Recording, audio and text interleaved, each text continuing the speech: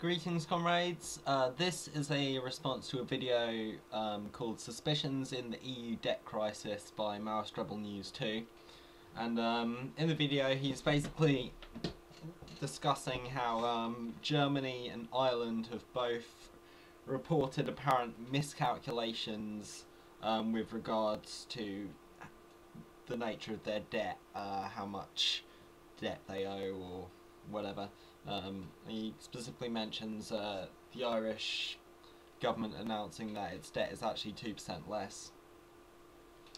And he basically says that, well, perhaps, you know, someone's been cooking the books, so that things don't look as bad as they are, and hopefully this will bring market confidence up, because the debt is a little less bad than it is. I don't know anything about this news story, but for one, it sounds very suspicious. Both of these governments have announced that they've both made miscalculations somewhere down the line and discovered it at the same time. But again, that's not necessarily suspicious, as he points out. Perhaps Germany had a look and said, "Oh, someone's made a mistake," and that's prompted Ireland to go back and have a look. But yeah, it's still a pretty weird situation. I mean, this is essentially the fate of Europe we're talking about here.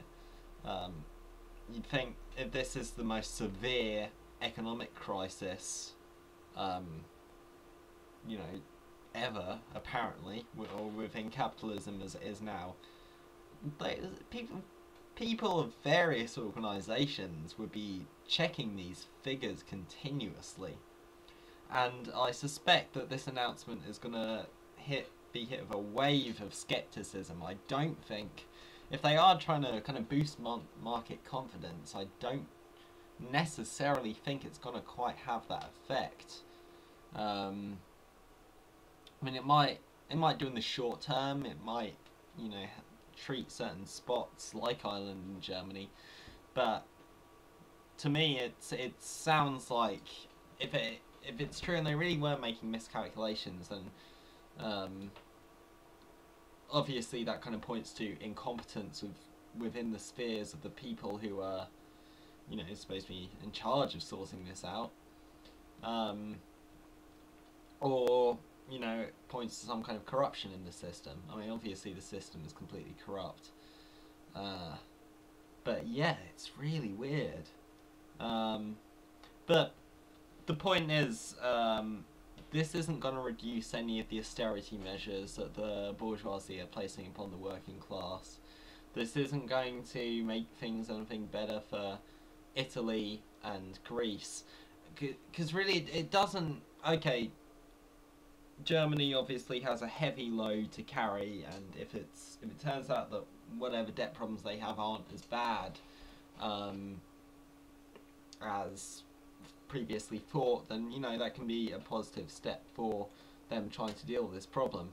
But the main problem at this point is Italy, as I said in my main video, because that's like a economic nuclear bomb waiting to go off. So as weird as this news is, it's very much on the periphery. I mean, the Ireland situation is bad, as is the Portugal and the other small countries ones. But it's the countries like Greece, not like Greece, sorry. Greece is a symbol basically, but it's ones like Italy and Spain, which are the really dangerous ones, I think. If things go wrong there. That's the one that's gonna send us into the apocalypse, I think. So, but as I said, the main point is, whatever goes wrong with the economy in the Eurozone, and presumably in any other capitalist country anyway, it's the working class who would shoulder the who would bear the load, who would take the austerity cuts, who would have. They're talking about bringing in new... I mean, they're always talking about anti-union laws, but, kind of worsening them. It's the working people who have their rights taken away first. And that's the important thing to note. So, little bits of news like this, because every now and again we hear something about, oh, there's been like a bit of growth here and there or something like that. Doesn't change anything. You know, it serves a dual role. Yeah, it's supposed to inspire some market confidence, so hopefully people will start investing. But as a comrade of mine said, you know, most of these people aren't stupid. They're not, you know, people don't become successful businessmen because they're retards. They do it because they know the system and they're going to see through this shit. And they're in survival mode. You know, they're not ready, they're not going to take any risks because they're uncertain, they're scared, they don't know how it's going to go. You know, they're waiting and they're watching, and in part that's kind of what's causing this problem. I mean, that's one of the inherent contradictions in capitalism, is that their efforts to survive are making it worse for themselves because they're not investing because they're scared and they're battening down.